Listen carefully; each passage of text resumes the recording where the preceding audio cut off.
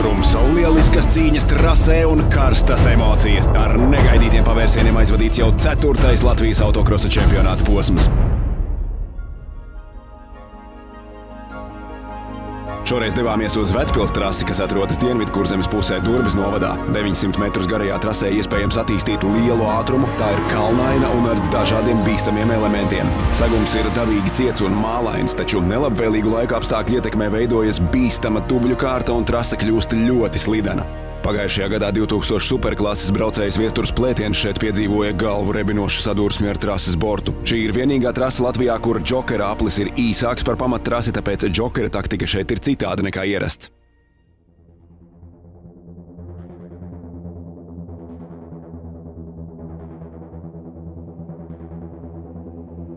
XTM minibagijos izmaiņas kopvērtējumā. Vecpilī labu sniegumu visās kvalifikācijās uzrādīja Markus Žvagins ar 32. numuru. Pilskalnu uzvarētāja Mārta Skustā arī joprojām turēja labu tempu, bet pašreizējam līderim Gustavam Kārlim Rudzājam neizdevies posms. Kvalifikācijās neveicās un arī sadursme finālā un izslēgšana no fināla brauciena. Pazaudēti daudzi svarīgi punkti un kopvērtējumā viņš noslīd uz 4. vietu. Līderis šobrīd ir Marians Bērskalns, 2. Mārta Skustā un 3. Gustavs Korņējevs. Minibagijos 160 kubikcentimetru klasē Vecpilī atguvies kopvērtējuma līderis Ivo Ošs no Lebester Racing, uzrādot labus rezultātus kvalifikācijas braucienos. Tomēr fināla braucienā ātrāks bija Adrians Ščerbīnskis, kurš startē privāti. Cīņās iesaistījās arī Jēkabs Linde, iegūstot 3. vietu. Kopvērtējums arī ļoti līdzīgs. 1. Ivo, 2. Adrians, 3. Jēkabs.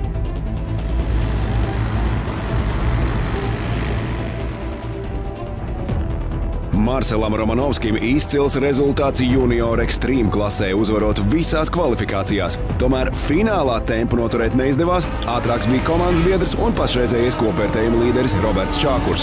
Vecpils posmā labu sniegumu uzrādīja arī Klāvs Žvagins no DK Grīdas Racing Team, nobraucot 3. vietā, un Everts Graba no EJK Racing 4.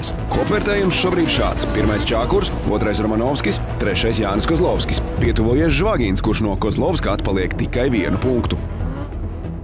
Ekstrīm klasē cīņās par goda piedestālu iesaistījās Jānis Bogdasārovs no OC Racing. Rezultāti izdevās diezgan labi, bija veiksmīga izloze. Pēdējā 3. kvalifikācija bija no 3. rindas, tur bija mazliet grūtāk izcīnīties līdz 3. vietai, bet kopumā ļoti labi. Ar izlozes palīdzību 2. kopvērtējumā, tā kā ar pusdienu esmu apmierināts, redzēs, kā veiksies finālā. Fināls ļoti saspringts, 2 atkārtoti starti. Vispirms saķērās 3 bagiju un sacensības nebija iespējams turpināt. 2. reizē Raivo Dundurs piedzīvoja kūleni un brauciens atkal tika apturēts. Tomēr dienas beigās ātrākos laikus uzrādīja atkal Rumbenieks no OC Racing un Mikus Neško no Sporta kluba Ogre. Nevienam pagaidām īsti neizdodas pietuvoties abiem līderiem. Šobrīd spraigākās cīņas abu čempionu starpā. B1600 kvalifikācijās jauns līderu izkārtojums. Aleksandrs Nikītins, Rinalds Apiņš un Justs Grencis. Kopvērtējuma līderi Niko Apfelbaumu joprojām turpina vajāt tehniskas problēmas. 1. kvalifikācijā pēdējā vieta. Pirmajā līkumā bija kontakts. Reāli ar konkurenci sadūrās, nocirt pusasi. Un tad mistiski laikam izskatās, ka eļļa bija sākus tecēt. Tā aizdegās, līdz ar to nodega degvielas sūknim vacu un izstājāmies. Bet labi, ka nesāk degt pilnā flamē. Pat labāk viss pēc plāna. 2 kvalifikācijas novinnētas šodien. Es ceru, ka tā arī būs finālā. Protams, ne no tās labākās vietas, no 2. rindas, bet nekas nav neiespējams. Arī Mārim Riekstiņam no KVTV Racing netrūka problēma ar tehniku. Riteņi lidoja visos virzienos. Bet par spīti visam, finālā Māris turpina uzvaras gājienu un nobrauc 1. vietā. Kopvērtējumā ir noķēris līderi Niko Apfelbaumu, atpaliekot no viņa tikai par 1 punktu.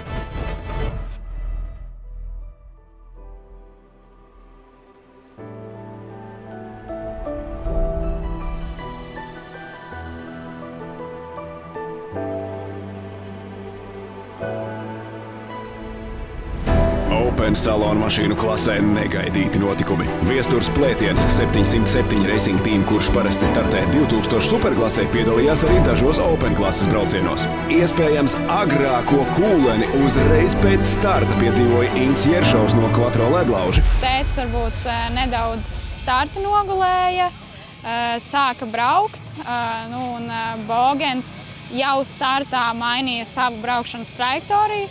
lai, teiksim tā, izvairītos no brāļa manējā, kas stāvēja pirmajā rindā.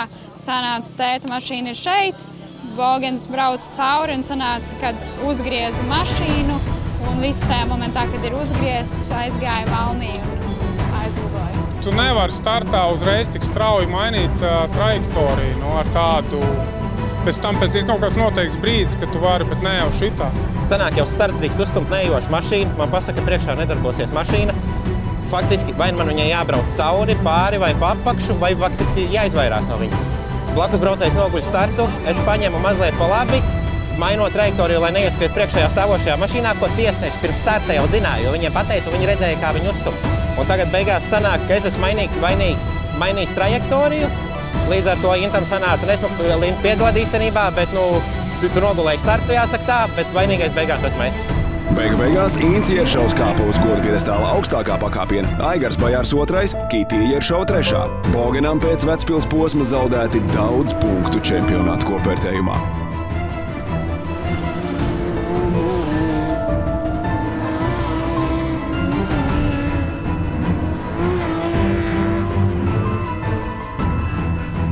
Klasika pēc uzvaras bija ieradies 2022. gada čempions Jānis Balodis. Līdzšinējam līderim Edijam Zimzam no Rencēnu autokluba kļūdas ar falšstartiem un finālā tikai 4. pozīcija. Diemžēl komandas biedrs Uģis Traubergs šoreiz nepiedalījās, jo turpina atveseļošanos pēc Pilskalnos piedzīvotās avārijas. Kopvērtējumā izmaiņas. 1. tagad Ivo Žilde, Edijs Zimza 2, bet 3. Jānis Logins.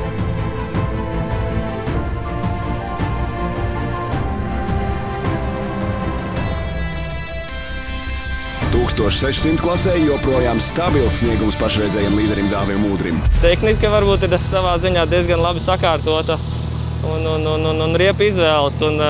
Starti ir ļoti svarīgi visā, un tad arī sanāk pārējais brauciens. Arī šeit kopvērtējumā nelielas izmaiņas. No top 3 izkritis Jānis Nāgle no DK Grīdas Racing Team, un viņu vietu ieņēmis Mārtiņš Meļķis. Abiem vienāds punktu skaits. Otro vietu saglabā Juris Narulins.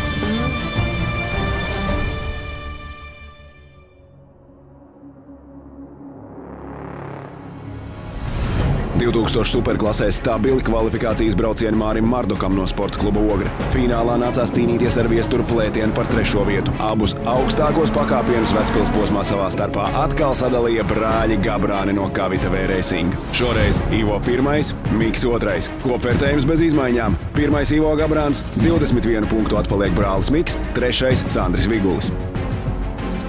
Komandu vērtējumā nelielas izmaiņas. Uz 4. vietu atkrīt Ieršova ģimene no Quattro ledlauži. 3. vietu ieņem OC Racing piloti Rumbenieks Čākurs un Bogdasārovs. 2. vietā sporta klubs Ogre, Linda Kozlovskis un Neško. 1. Kavita V Racing, brāļi Gabrāni un Māris Riekstiņš.